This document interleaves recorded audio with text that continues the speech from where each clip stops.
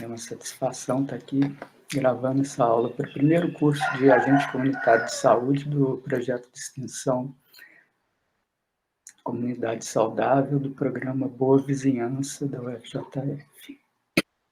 Então, o texto e essa apresentação vai dissecar esses 4 modelos, né? O mágico religioso, o holístico, o empírico racional, que surge lá na Grécia Antiga, e o biomédico, que orienta, né, a medicina moderna. Lembrando que a história da humanidade se perde, né, na história da espécie humana, né, que vem andando em pé desde 2,5 milhões de anos atrás. O Homo sapiens surge há 300 mil anos atrás, que é um homem igualzinho a gente, com o mesmo cérebro. Né? São 300 mil anos, né? E até 10 mil anos atrás é a idade da pedra lascada. 10 mil anos atrás, né, que o ser humano começa, então, a morar em cidades, em vilas, né, e praticar agricultura.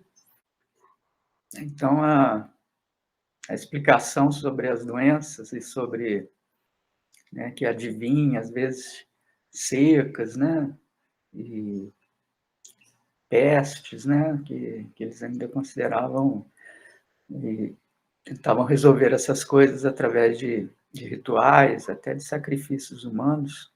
Eu gostaria, tá, de dar um destaque para os modelos que se destacam, né, na antiguidade, né, na Índia e na China, né, que ambas civilizações muito fortes, muito antigas, que têm uma visão assim da criação do mundo, do universo, né, em relação aos elementos, né, fogo, terra, água, ar.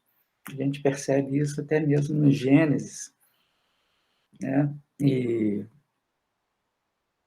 através desse conhecimento, né, eles entendem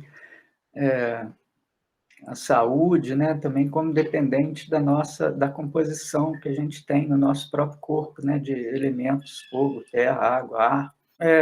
O Hipócrates, na Grécia, né, Hipócrates busca a compreensão do todo do ser humano e a harmonia das partes integrantes desse todo. Ele também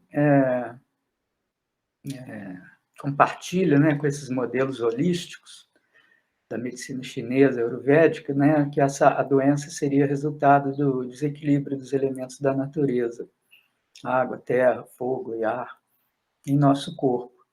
E tratava as pessoas, né, a partir da compreensão desses desequilíbrios, né, nas pessoas e buscando atingir, então, o equilíbrio. É interessante, né, que Hipócrates não aceita mais as explicações místicas sobre o processo de saúde e doença, né? Então, baseado em observação da natureza, por isso é empírico, e baseado no raciocínio, né, na lógica, né, surgiram, então, a Grécia, então, digamos assim, consolida todos esses saberes antigos, né, em 2 grandes escolas. Então, lá em Quinido, era aquela escola que consolidou todo esse saber empírico, né, da pré-história até aquele momento, né, sobre plantas, sobre como tratar de doenças, como tratar de epidemias. Então, todo esse saber empírico sobre doenças, sobre tratamento de doença, né, e sobre formas de intervir sobre elas, era o que se ensinava na escola de Quinido. Né? E o raciocínio, então, era analítico, eles buscavam a doença nas pessoas. Logo, tem essa doença, vamos dar esse remédio. Já o médico de Cos, ele era um observador da natureza, Hipócrates. Para o Hipócrates, os sintomas são reações do organismo. Os médicos de Cos não possuíam uma terapêutica sistematizada. A sua principal preocupação era não atrapalhar a força imaterial que naturalmente conduz à cura. né? O que seria essa força imaterial? Essa força vital, né? A base do vitalismo, que a gente vai ver lá na Idade Média. Os tratamentos, né, desses médicos baseavam-se em orientações sobre comportamento, fazer ginástica, higiênicas, né, dietéticas, higiene do sono. Hipócrates concluiu que existem 3 maneiras de se tratar: ao contrário, curados pelo contrário, a base da alopatia. Então, remédio para dor, analgésico, tem planta que causa o contrário da dor, né, que é a anestesia. Então, é o contrário, cura o contrário. E isso era o método da escola de Quinedo, alopatia.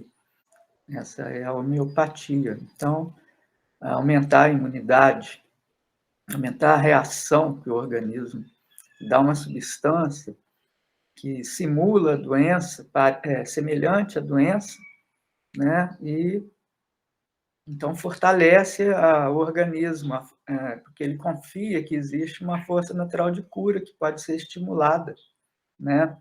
A força, o processo natural de cura. Muitas vezes esse método é bom, muitas vezes, pelo contrário, o método dos contrários pode ser melhor, né? Em situações agudas, em situações urgentes, que tem realmente uma doença que, que é grave, que é mortal, o método da cura pelo contrário é o mais indicado, né? É interessante notar, né, que com o conhecimento filosófico, com a abordagem empírico-racional, até a epilepsia, né, que era considerada, e às vezes até em pessoas que não têm muito conhecimento até hoje, considera ela uma possessão demoníaca, e outras enfermidades passam a ser explicadas não por causas sobrenaturais, mas sim por processos naturais, e naturalmente os tratamentos são empírico-racionais, né? Ou sobre a doença, ou sobre o doente. Então, sintetizando aqui os 2 modelos empírico-racionais da Grécia Antiga, porque é exatamente isso que eu quero estar pontuando aqui o tempo todo com vocês, que essa persistência desses 2 modelos, desses 2 modos racionais de compreender e atuar sobre o processo saúde e doença, né, são esses até hoje. Depois dessas 2 grandes civilizações greco-romanas, né, o legado que fica, né, dos sistemas urbanos de saneamento, né, os aquedutos que já existem nas cidades romanas, né, e dizer que com a dissolução do Império Romano, né, há uma volta, né, aos mecanismos primitivos de governo, de sociedade, com o feudalismo, e também, né, a perda desse conhecimento todo, né, que era de uma sociedade, então, que não existia mais, uma sociedade democrática, que tinha um Estado, que tinham escolas, né? Então, não tinha mais escola de medicina. Então, volta-se a ideia da doença como castigo ao pecado. Até mesmo os curandeiros tradicionais que ainda existiam eram perseguidos e queimados, né, pela Inquisição. Né? Com isso, volta doenças e pragas e pestes, né? A peste negra da Idade Média, né? Que foi exatamente o que finalizou a Idade Média e possibilitou o renascimento que é a nova fase, né? Então, nessa época aí, a população, então, piorou muito nas condições de vida, né? Principalmente as populações mais pobres, né? Essa cena aí, a cena da peste negra, em 1347. Tá? É interessante notar que, mesmo na Idade Média, as explicações, o método clínico, os médicos da época eram já, assim como toda a cultura europeia e ocidental, era tributária dos gregos, né? Então, aquelas velhas duas escolas de Cosic e Nido, né, persistem, né, como duas escolas também de médicos na Idade Média, né? Os mecanicistas e os vitalistas, os galenistas e os hipocratistas, que exatamente, né, os mecanicistas, galenistas, veem o homem como máquina, doença como defeito da máquina, tarefa do médico como conserto da máquina. E no início do século XIX, esse método de classificação de doenças é muito aperfeiçoado e constitui o método clínico moderno, né? Que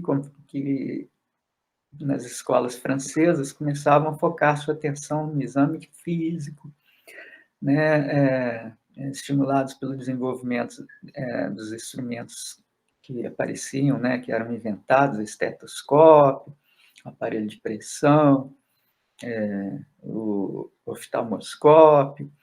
Então, a anatomia, né? A fisiologia, tudo aquilo que aumentava o conhecimento sobre mecanismos, né, do nosso corpo humano, e da forma de examinar essa máquina, né, evoluiu muito.